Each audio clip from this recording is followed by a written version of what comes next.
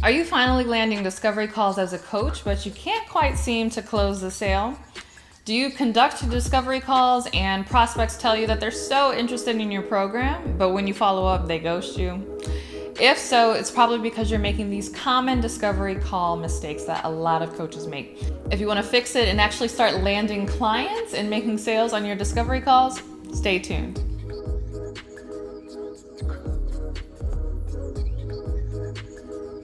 Hey, welcome back to my channel. If you're new to me, my name is Courtney Sanders. I'm a full-time online business coach as well as wife and mom. I wear all the hats, I do all the things. I've been full-time in my business for going on 5 years now. I quit in September of 2016, so however long ago that was. But I'm really passionate about this topic because learning to sell one-on-one on the phone was literally the instrumental thing that helped me quit my job. So I had done all of, selling digital products, which was great. I continue to sell digital products to this day. I learned about launches, I learned about Facebook ads, I had done all that stuff, and I was making okay money, but I wasn't making enough to quite being able to leave my job until I mastered discovery calls and learned how to close clients one-on-one. And so in this video, I really want to share a lot of the mistakes that I'm pretty sure you're making, because I made all of them. I made every mistake in the book when it came to closing clients on discovery calls. So if you are a coach, this is something like fundamental, like one-on-one, you really have to learn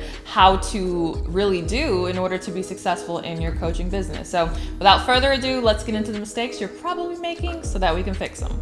Okay, the first mistake that you're probably making is you're probably treating a discovery call like a coaching call and not a consultation call.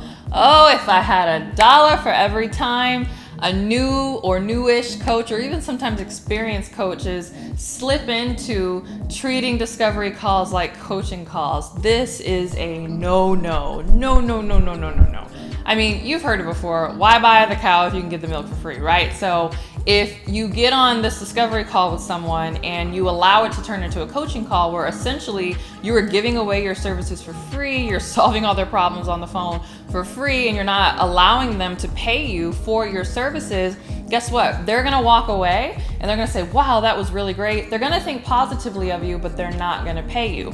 And really, this is a disservice that you do to your clients. A lot of coaches don't understand this, but when you allow the call to become a coaching call and not a consultation call, you do your clients a disservice because you give them false hope. You give them false hope that you have now given them the answer that they can fix their problem on their own. So the client or the prospective client doesn't understand that, what you gave them in a 20 or 30-minute session is not enough for them to solve their problem. But because you coached them, they think that, oh, this is enough to solve my problem. And so they're gonna run off and try all of the strategies and all of the suggestions that you gave them on the call. And when it inevitably doesn't work, what are they gonna do? They're gonna blame you. They're gonna say, oh, she was really nice, but I tried what she told me to do and it didn't work out for me. And they're gonna walk across the street to your competitor, and your competitor is gonna know this, not to host a coaching call, only to host a consultation call with people who haven't paid you yet with a prospect.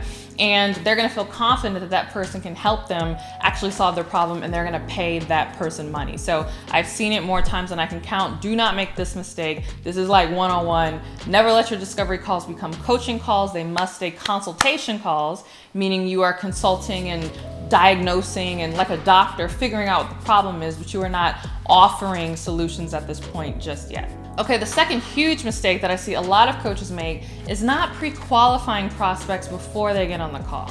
So you don't just want anybody to sign up for these calls. Now, I know it can feel really good for your ego to have almost, more calls than you can barely handle. Oh, am I gonna have to hire somebody to do my discovery calls because look, my calendar is so full. But what does it matter if none of those people are actually good prospects for you, in the sense that you can't really help these people who are signing up. These people honestly don't have the budget for your coaching package and what it is that you offer, and they're really just not your ideal target market. So leave the vanity metrics aside and understand that it is better that you have less discovery calls scheduled during the week, but that these be ideal prospects for you that would be, just rock star clients should they sign up. That's what you want. You don't want a full roster of people who ultimately are never going to sign up because they're just not good prospects, or they can't afford it, or they're just not your ideal client. So you need to pre-qualify before you get them on the phone. Make sure you are pre-qualifying your prospects. Okay, before I get into the rest of the tips, I want to hear from you. Do discovery calls work for you in your business? Don't be shy. Let me know if they work, yes or no, for you in the comments below. All right, the third mistake that I see a lot of new coaches make when it comes to their discovery calls is they don't follow a proven script or a proven structure for the discovery call. So this kind of goes to number one and why they allow the call to become a coaching call and not a consultation call, because they don't have a script. Just, plainly stating it, just point blank. They don't have a script, they don't have a structure, they're just so excited that somebody is interested in their service, and once they get on the phone with them, that they just kind of wing it and just kind of ask questions that they think, might lead to the sale, and just kind of pitch their program at the end and hope they say yes. That is not how it works. So, sales is its own discipline for a reason. There's a reason why people pay thousands and thousands of dollars to learn sales techniques, because it works. And there is a way that you can conduct these calls and make the sale without being salesy or without being sleazy, so don't worry about that. But it's very true that you do need a proven system and you do need a proven script. So actually talk about what the script structure looks like in my previous video, where I talk about the best discovery call script for coaches. So if you haven't checked out that video, make sure you do. But if you actually want my personal script, I share how you can get it in my free Consistent Client Masterclass. So this is a masterclass that I host frequently, where I talk about my exact process for getting consistent clients and getting people on the phone. So if you want to know my process, go ahead and check out that masterclass. And on that masterclass, I even share how you get my discovery call sales script. The fourth mistake that a lot of coaches make is that you don't match their pain to your product, okay? So this is very important, because a lot of coaches look at discovery calls as just these tools to just sell the program that they want to sell. So they have it in their mind that they want to sell XYZ program, and it doesn't matter what that prospect says on the phone. They know at the end they're just going to pitch them XYZ program, and that's incorrect, because you really want to match your product to their pain. So it's very important that, again, you follow a proven structure and you follow a proven script, but you really diagnose and you understand what is the pain that that prospect is specifically dealing with. And once you understand that pain, understand that, hey, maybe I got on the call and I thought that I was going to pitch you this program, but in actuality, based on the problem, I actually have this other thing that I think would be a better fit for you. And so you have to be open to matching different products that you have with their pain, regardless of the price, that those products are. So there were many times that I had a high price coaching product in mind that I wanted to sell someone, but when we got on the phone and I started really hearing about the pain that they were dealing with, I was like, you know what? I actually don't think that that's a good fit for you. Based on where you are and where you're starting, I think this lower price thing is actually a better fit for you, because it's actually going to help you. And then I've had it vice versa, where I was like, oh, this person's got it all together. I'm just gonna, pitch them this lower price or this mid-tier thing. And I get on the phone with them and I'm like, oh, no. You got a lot more going on. And I end up pitching a higher price program, because I'm like, you really need something more comprehensive that is really gonna help you. So you shouldn't look at the price. You shouldn't be like, oh, I'm only gonna pitch this person this thing. You really wanna think about what is the pain that this person has just expressed to me on this call, and you wanna match the products you have to their pain, regardless of the price of those programs. So you really want to be client-centric, you really want to be prospect-centric, and really think about what's in the best interest for them. So if the best interest is that you honestly sell them your lower ticket item, sell them your lower ticket item.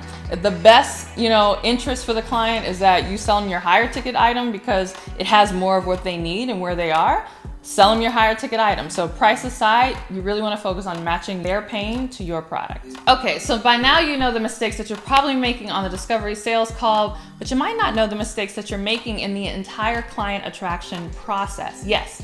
To attract clients and to attract them consistently, it is an entire process that goes beyond even the discovery call, even though discovery calls are very important. And so if you want to know what this entire process looks like, how you should structure it, I give all of that away for free on my Consistent Client Masterclass. So this is a webinar that I host frequently that walks you through my personal process for landing clients, even if you don't have a big following, or even if you don't want to do a big launch or run Facebook ads, none of that. This just shows you the tried and true method for landing clients consistently. And I even go over some of these discovery call tips, and I even share how you can get my discovery call script. So if you're interested in that masterclass, go ahead to CourtneyLSanders.com/masterclass in order to sign up. All right, I really hope that you enjoyed this video. If you like this, make sure you check out some of the other videos that I have on this topic. And if you really love this, make sure that you are subscribed to my podcast. Yes, I have a podcast on both iTunes and Spotify. It's called The Courtney Sanders Show.